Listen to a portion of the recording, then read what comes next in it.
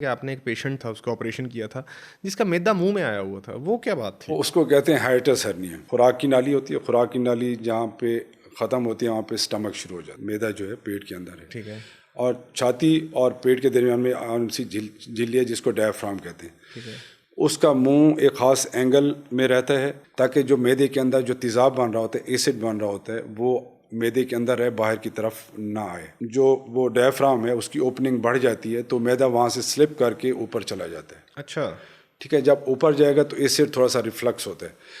تو عموماً وہ پیشنٹ جس میں تیزابیت کے پرابلم ہو منہ میں، جیسے صبح اٹھتے ہیں کڑواہٹ ہوتی ہے، کڑوا پن ہوتا ہے، ایک کھانا پراپر ہضم نہیں ہوتا، ڈکار آتے ہیں، ٹھیک ہے، بیلچنگ ہوتی ہے، اس کے لیے پھر یہ مختلف قسم کے یہ ایسڈ کم کرنے والی ادویات، رائزیک اور سارے اومیگا وغیرہ، یہ جتنی بھی پی پی آئیز آتے ہیں وہ لیتے رہتے ہیں. پراپر طریقے سے ان کا ٹیسٹ نہیں کرتا یہ دیکھنے کے لیے کہیں ان کو ہیٹس ہرنیا تو نہیں ہے. ہیٹس کہتے ہیں اوپننگ، اور ہرنیا کہتے ہیں اپنی کسی بھی چیز کا اپنی جگہ سے دوسری جگہ پر منتقل ہو جانا.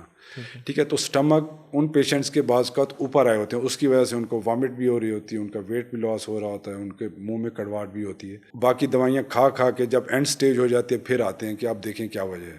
جب ان کے ٹیسٹ کرائے جائیں، انڈوسکوپی کرائی جائے یا بیریم ایک دوائی پلا کے ایکس رے کرواتے ہیں، اس سے پھر پتہ چلتا ہے یہ تو چیز ہی ڈفرینٹ تھی جو کہ دوائیوں سے کریکٹ ہونی نہیں ہے. ٹھیک ہے.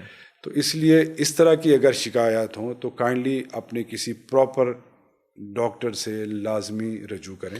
تو وہ میدا اوپر کتنا اوپر آ گیا تھا اس کا؟